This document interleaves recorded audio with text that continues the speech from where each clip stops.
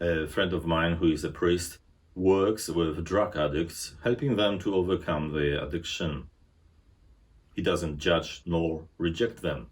He tries to build a good relationship with them, showing them the respect many of them don't have for themselves. He truly shows them God's merciful and loving face. Today's Old Testament reading tells us that God's love is revealed to us through His mercy. We read in the Book of Wisdom, "You are merciful to all, because you can do all things and overlook men's sins so that they can repent." Yes, you love all that exists. Today's Gospel communicates the same message. It is a story about a tax collector called Zacchaeus, who is a social outcast, and yet he became Jesus' follower. Christ revealed to him his love even before Zacchaeus decided to change his life. Visiting Jericho, the Lord could easily have missed him because he was sitting up in a tree. But Jesus saw him and knew his heart's desire. That's why he said, "Zacchaeus, come down, hurry, because I must stay at your house today." His opponents to a senior tax collector upset the Jewish people. They all complained when they saw what was happening.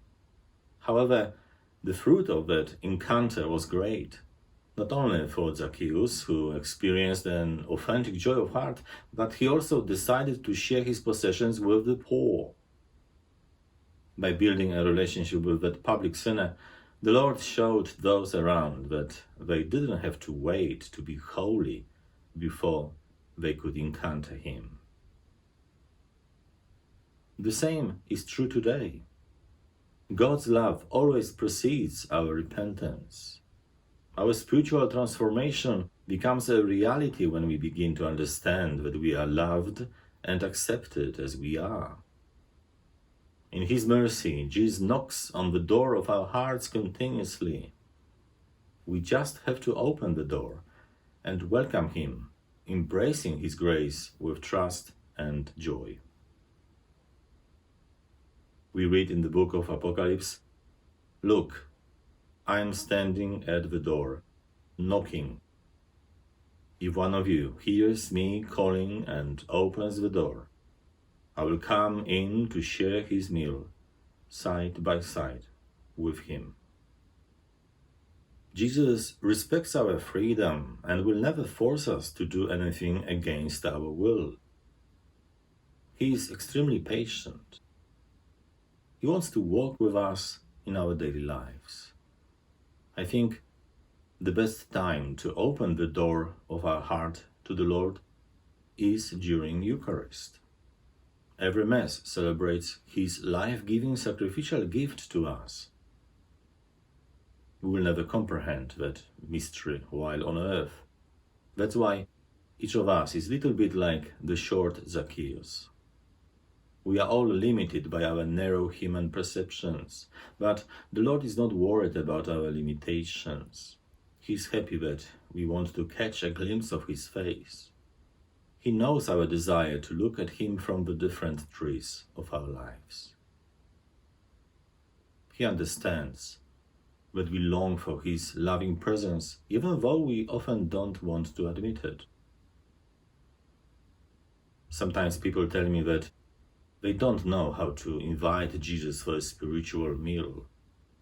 Some don't understand what that means. Others are not religious and feel uncomfortable even to pray or talk about faith. If you are one of them, please simply say, in faith, "Jesus, I open the door of my life to you. Please enter. Be the Lord of my heart. I offer you myself and recognize you as my Savior. Nourish me with your grace of everlasting life. Grant me life in abundance, so that I may share it with others. Brothers and sisters, we shouldn't be worried about choosing sophisticated words when we pray. Let us not complicate our relationship with Christ. He's there for us even when we don't know what to say and feel broken and miserable.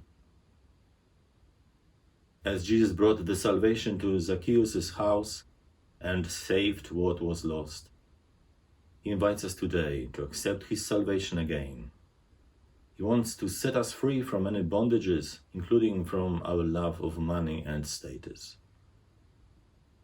Let us remember that no matter how much we struggle in life, He is always there to help us and keen to join us at home.